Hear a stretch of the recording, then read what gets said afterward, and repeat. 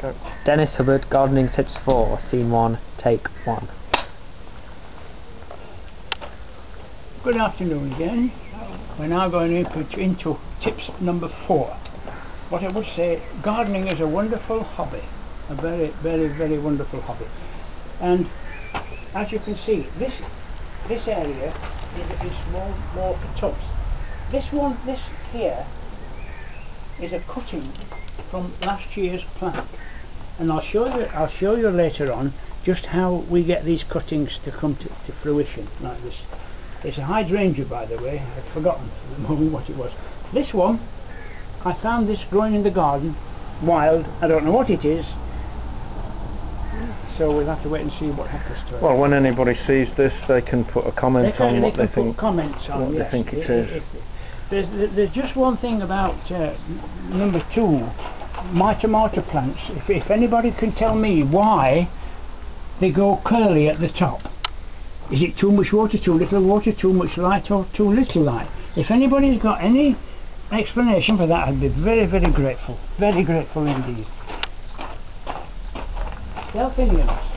Now then, there are not many delphiniums grow that high. I'm amazed that there's. I can't tell you what. I can't tell you. It's a secret. Is it horse manure? No, I can't tell you. It's highly secret because I've got the seeds from this. They're the seeds, and when they're ripe, I should be able to sow some more. Could it be the fact that you're taking the best seeds every year of the biggest plants? My own seeds. So it's a bit like genetic engineering in a way. It is. I won't say it's that complicated, but anyway, as you see, I've painted these slabs green. They were, normal slab colour. The only thing is that these were white, and I painted over the white, and it's just peeling off every time why, I don't know. Somebody probably told me, some physicist or somebody will tell me. What are those little pots on the pens? Well, that's something I was going to throw later on. I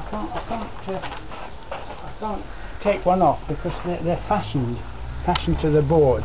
But they are cuttings of begonias, and I'll show you exactly how to do that. You can get as many begonias as you want, and they do very well when you take the cuttings.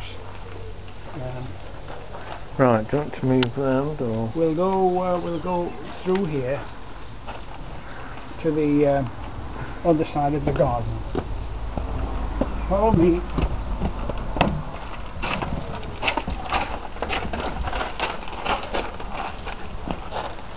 Now this is the rose garden, as you can see, and it's looking very well at the moment. It's got various colours. But what I want to tell you is this is a beautiful bush, and it's all come from one bush 5 years ago.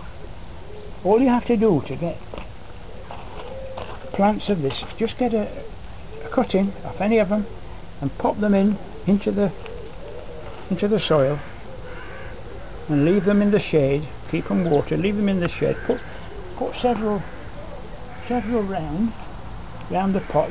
For some reason they always germinate better round the pot. Put them round the pot, and you'll have as many as you want. So do these keep their leaves in the winter then? These? Oh yes, they're yellow all year round. The thing is, with these, they're in full sun all day, and that just bring out the yellow substance, whatever it is. Now over here we've got a hibiscus. Now believe it or not, and what you should do with roses is take these dead heads off. I should have done that, but never mind. Why should you take the dead heads off? Because it's making seed now instead of flower, and that we don't want that. Right. But this hibiscus, believe it or not, started its life in Mallorca. I brought this back from Mallorca 10 years ago, and it's supposed to have 2 different flowers on it, hibiscus flowers. It's flowered every year, but not very successful. I don't know why it's not doing any good flowering at all. It's never been particularly good, but it's there, and it may well one day come to life.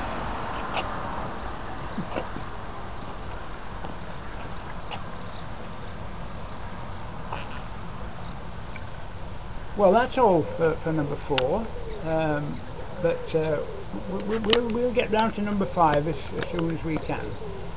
Thank you very much.